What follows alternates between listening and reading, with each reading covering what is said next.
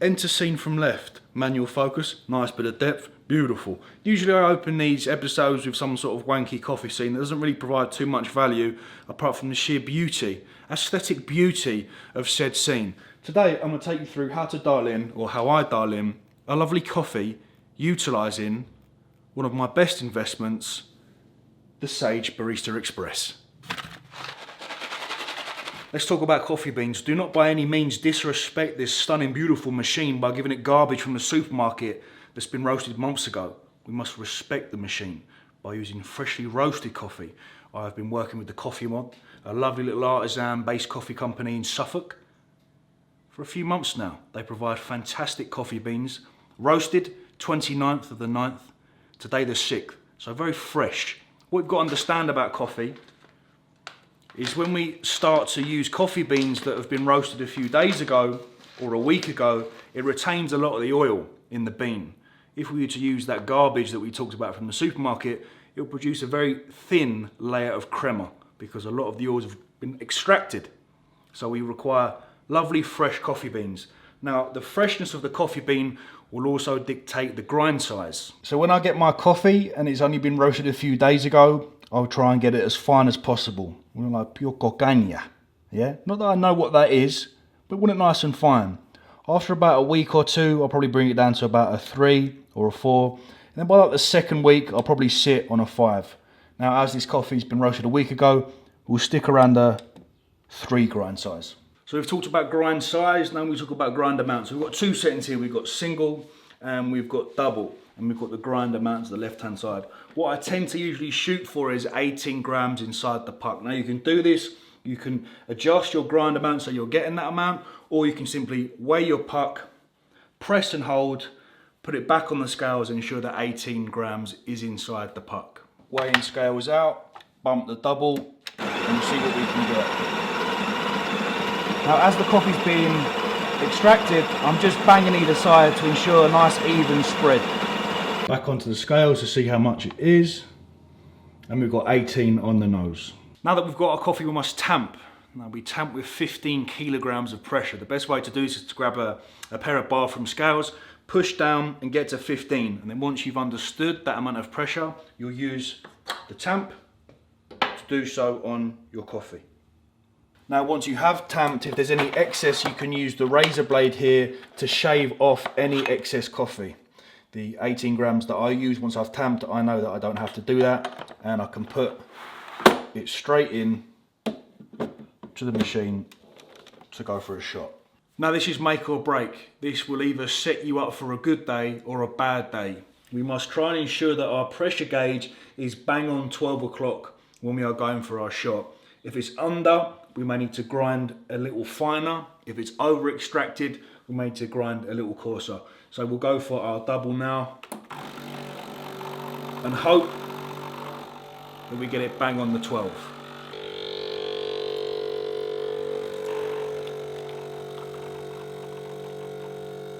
So there we go, ladies and gents. Maybe a little over extracted there. Maybe a little bit. Nonetheless, will be a lovely cup of coffee. Next time, grind a little coarser possibly. This thing does take some getting used to. A few weeks, get yourself a big bag, experiment, adjust. A good tip though, that I would advise, when you do wake up in the morning, don't go for a shot straight away. So when you wake up, turn the power on, and for about 15 to 20 minutes, let it warm up. Okay, so potter about, have your shower. When you come down, touch it. If it's nice and warm, then go for the shot. Nearly, a little bit left. I ain't writing 300 quid off. Cheek of it. Not letting you get away with that one, Gil. Hey, welcome to, you're in different clothes, Tom. That was filmed a while back for my members site. That particular episode was investment, something that Elle needs to learn how to do. But we're going to go through a full day of eating on a rest day, because someone did ask, and we've done quite a few full days of eating on a training day, and I wanted to go into a little bit of detail about how we set up sort of nutrition on a rest day. So I will intermittent fast on a rest day. At the moment, the way in which my training is set up, I'm resting Wednesday, Saturday and Sunday. So my first meal tends to go in about 1 o'clock, and I'll only have 3 meals to hit my spread of 350 carb at the moment. It's been upped, 200 protein, I think it's 100 fat, and I tend to bump up protein and have a shake in between, just one shake in between those 3 meals. Reasons for that intermittent fast: slight improvements in appetite, can ease off on digestion, having such large amounts of food on a training day. Potential benefits for blood glucose as well. What I'll do after I've had my coffee is I'll go for a walk, so I'll walk to carb and get a good sort of 4,000 or 5,000 steps in. Get a nice amount of expenditure done in a fasted state before meal 1 goes in. I've been a big advocate of that for, well, since working with Cal, and I feel it's worked really well. So that's what the current setup is looking like. We're in quarantine to Saturday, so that means, what does that mean now? Pardon? Well, not me, because I'm about to play Warzone. Don't worry, date nights will come again. I was watching a program about dogs. I want an XL bully. I want a big bully, and call him Capone, Al Capone. It's time for meal number 1. I've fasted now, it's about 1ish. So when I break that fast with some expensive eggs. On rest day we use expensive eggs. On a training day we use sort of less expensive eggs, because I'm having about 5 to 6 egg whites. So we use the Clarence Court, which were first introduced to me from poached. So I have 2 of these eggs with some sourdough. This is fantastic. In terms of macros per slice, you have got 18 grams of carbs per slice. And they're quite big bits of sourdough, so on prep, it's nice to have. As soon as prep starts, for some reason I get that instant I must need Marmite. So I have my eggs on toast, then I have 2 packs of the oats, and I have 2 squares of the 90% dark chocolate. So higher the percentage, slightly more fat. On training days where I want some dark chocolate, I kind of drop that a little bit because I've got more carbs to play with. But that will be our meal number 1. Okay, so this is our meal number 1 in full. We've got our 2 sourdough. On here I've got 10 grams of peanut butter and a little bit of Marmite. Got the 2 eggs on the other. 2 packs of oats with 20 grams of dark chocolate. These are the apple oats from Quakers. They're the individual packets. This odd looking muddy mixture is 1 scoop of the greens powder and 1 scoop of the electrolyte. That's pineapple and cherry, so it goes quite nicely. And then here I've got 1 scoop of Perform. This is the coconut flavour. This is what our Saturday nights now consist of in lockdown. It's hard. Content creation dries up. So you've got to take yourself to Morrison's. I'm a sponsored athlete. You can get any flavoured protein you want. Fantastic find these. See, but that confuses you because No, there's the white ones, ones the and chocolate there's ones chocolate. are the better ones. Yeah. On prep they'll be a lifesaver. But they're £2 a pop, mate. Are you glad I'm not an alcoholic drinker? Are you glad I'm not like an alcohol drinker? Like I don't get like a big pack of buds every week. Although around Christmas time I do feel myself slip into that 1 glass of red wine a night. Other products are available. Second walk of the day done. Get 2 on a rest day, so upon wake, fasted, and then 1 before our main meal, just to kind of imitate that of a training day where I've got 2 bouts of expenditure. I've got my training session itself, and then I've got my walk. Blood glucose 4.2. Again, I've been kind of I've had spats with people in the past that have the understanding or have the thought process that testing blood glucose isn't a necessity. To be completely honest with you, it isn't, and their argument of if you are a healthy individual, then blood glucose is probably going to be in a good area anyway, but I find it's a very cheap and effective way just to see how you are partitioning carbohydrates or food in general, and it gives us a nice indication, especially towards the latter stages of a training block where you may be potentially holding inflammation. But you want to be in a position where, because we have quite a large scale of low to high blood glucose, being in a slightly more favourable position when it comes to consuming your next food with carbohydrates will be more optimal when you have it on that lower end. So with clients and with myself that have like post-workout and post-workout, testing blood glucose before that post-workout meal is vital, in the sense that if we still have elevated or slightly higher levels of blood glucose going into that post-workout meal, we can take a slightly longer break or go for a few thousand steps, bring that down a little bit, and then we'll consume that food in a slightly better position. You know, that is something that I feel has been very effective in off seasons when working with Callum for ensuring that overall condition and body composition has been better when doing so. I know James Hollinshead spoke about that on the podcast too, and there's a big advocate of that. But we are now going into our second meal.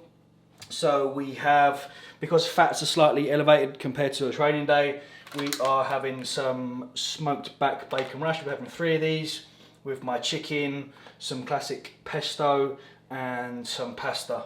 So if you are finding it hard to hit those fats on your rest days, dark chocolate, peanut butter, some red meat. I'm not a huge red meat eater.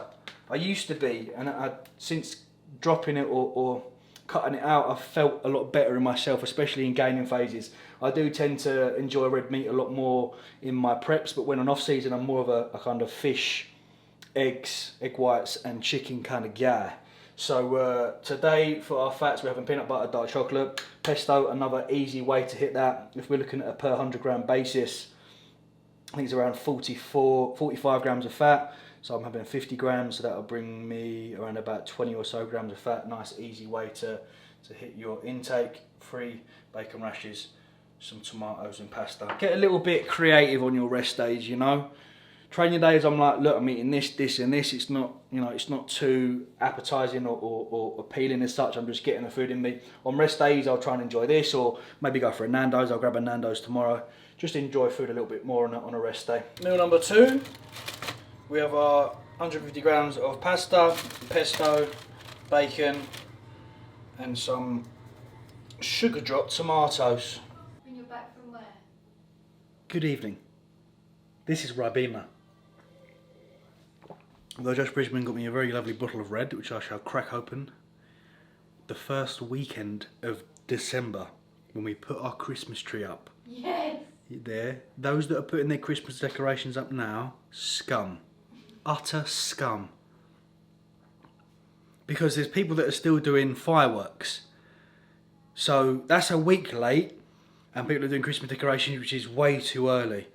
I just think it's the epitome of just cheap, unfestive tack. I've got a real problem with it.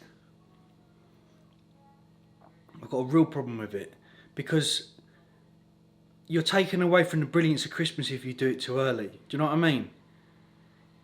Do you know what I mean? Get that off. I don't like it. No, I don't, because it actually does. Like you said, she said tonight, do I want to watch Grinch? No. It's the 14th of November. Yeah, but people just want some joy. Yeah, no, but it will come. Just have something to look forward to. Okay? A dog. It's it. Yeah, we'll get a dog. Don't worry. It's next year. In my head, it's all being planned out. You know, first week, Christmas, little Selfridges shop. Is it Liberty? Did you say it was called? You know what I mean? Just go easy. Just if you're thinking about getting the decorations out, listen to Tom and then push them back a little bit. Final meal of the day is going in. I look forward to this because I could have my crunchy nut granola, which is unbelievable, by the way. It's really good. So I have 100 grams of my crunchy nut. I have 1 bagel with some peanut butter. I have these cheap eggs, as we mentioned. Good eggs for breakfast when I have them on toast. When I have my egg whites, a little bit cheaper. So we have our 5 egg whites with a scoop of whey protein, not mixed together, they're separate. And then that will top me off for the day. That is my 200 and something grams of protein. That is my 350 carb, and that is my 100 grams of fat. And it's spread between the 3 meals. And my appetite, come for the first meal is high. I really look forward to this after my second meal. So we're in a really good place at the moment. Another rest day tomorrow. I think I'm gonna grab a Nando's tomorrow. You wanna grab a Nando's tomorrow? Yes, please. Birds are a fucking nightmare. Absolute fucking nightmare sometimes. Do we not? You cause the problem. We're just simple. I said I secured the bag. Yesterday I said I was going to get a Nando's. Today I've intermittent fasted until 20 past 2. I'm breaking that fast with a butterfly chicken, mashed peas, hummus, and a slice of carrot cake. This is the elite of all carrot cake. Although, what's that thing in Blue Water that you buy me a lot? Lola's do a good cake as well.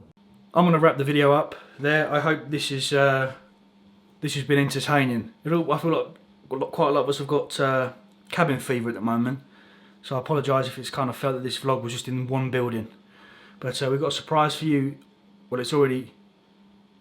Can you hear that? Have I just fucked this? You didn't hear any noises downstairs. I'll see you in the next video for a surprise. Thank you, good night. Much love.